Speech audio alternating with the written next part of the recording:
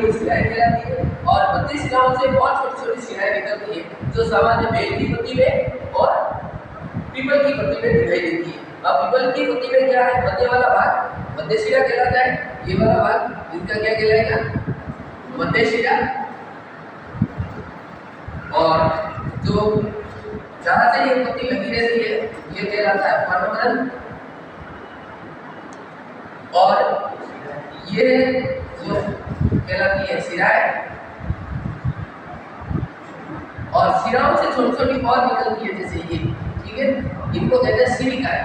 क्या कहते हैं, सिरिकाएं, ठीक है, जो केशिकाओं के समान होती है, कैपिलरीज होती है, केशिकाओं के समान होती है दोनों ही शिरा, ठीक है। और दोनों शिराओं से आगे छोटी छोटी और नर्व से चलती है जो रक्त को ले जाने का कार्य करती है, उनको कहते हैं सिरिकाएं या कैपिलरीज, ठीक है।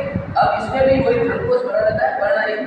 अब इसका जो बाहर वाला भाग है, एक तो यह समतल है, ठीक है, एकदम सपाट है, इसका कटा फटा है, इसका भी कटा फटा है, इसका भी समतल है। तो इसमें भी यह अलग अलग पत्ती का होता है। यह इसका जो बाहर वाला भाग है इसको कहते हैं पर्णफलक।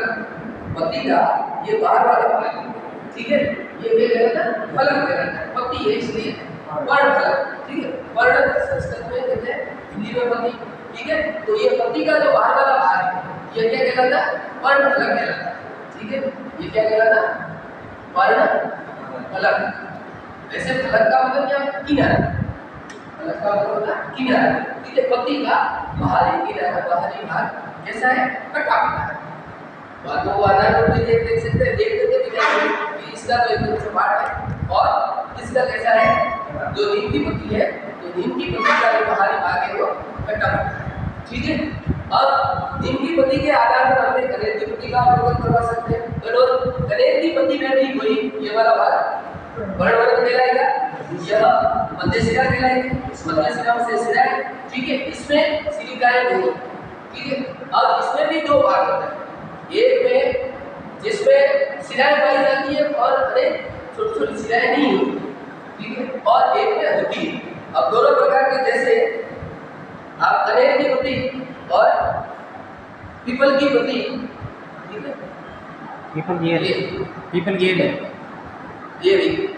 अब ये पीपल की पत्ती और कनेर की पत्ती, अब दोनों में हम अलग अलग देखेंगे तो दोनों में यह जो भिन्नता पाई जाती है ये शिराओं में पाए जाने वाली रेखाओं की, जिसको कहते हैं शिरा विन्यास। शिराओं में पाए जाने वाला अंतर जिनको क्या कहेंगे, शिरा विन्यास। अब शिरा विन्यास के आधार पर हम पता लगा सकते हैं कि इसमें कौन सी जड़ें पाई जाएगी या इसमें जो पौधे हैं, वृक्ष है, उसकी जड़ें किस प्रकार की होगी। यदि पत्ती के आधार पर पूरी अंकुर की पहचान कर सकते हैं, ठीक है। अब जैसे इसमें दो प्रकार का शिरा विन्यास है, पत्तियों में जो शिरा विन्यास है वह दो प्रकार का पाया जाता है। पत्तियों में शिरा विन्यास, ठीक है।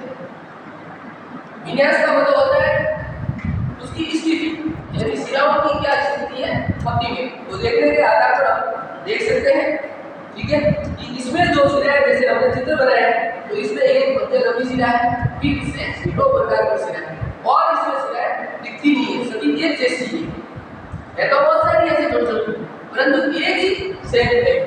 इसमें क्या है कि अमुक है, फिर कैसे है, यानी एक जालिका लंबी, यानी पीपल की पत्ती में जो शिरा विन्यास पाया जाएगा वह कैसा होगा, जालिकावत शिरा विन्यास।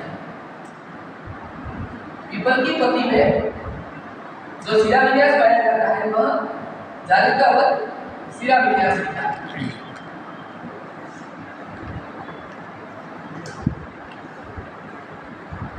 और जैसे ये कनेर की पत्ती है, कनेर की पत्ती है, इसमें क्या पाया जाएगा, समांतर शिरा विन्यास, समांतर शिरा विन्यास।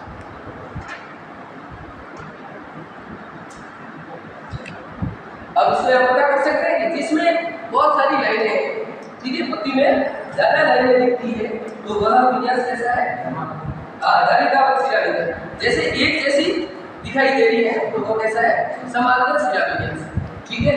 अब जिसमें समांतर शिरा विन्यास होता है, समांतर शिराविन्यास होता है। जैसे सामान्य अभी जो फसल बोते हैं, अभी कौन सी ऋतु है?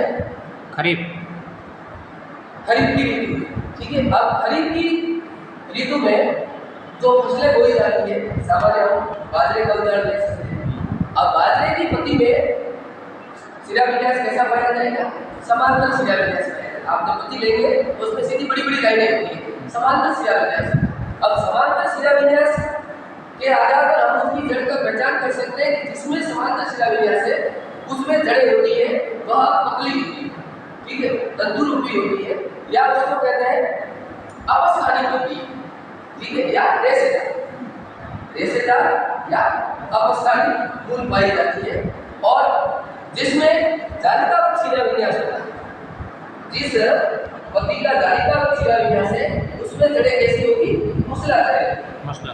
ठीक है, मोटी जड़ें, सामान्य पीपल, बरगद, नीम, ठीक है, इनमें भी बहुत सारी ऐसे इसमें पाई जाएगी जो वह जालिकावत शिराविन्यास है, अर्थात उसमें जो जड़ें पाई जाएंगी वह मुसला। तो पत्ती के आधार पर हम बात को ये पहचान भी कर सकते हैं कि इसमें जड़ें किस प्रकार की होगी, यानी यह वृक्ष में आएगा या झाड़ी में आएगा या शाख में आएगा, यानी कार्य के आधार पर पौधे 3 प्रकार के होते हैं, ठीक है। एक सामान्य छोटे पौधे होते हैं, 1 मीटर से छोटे शाखीय पौधे कहलाते हैं।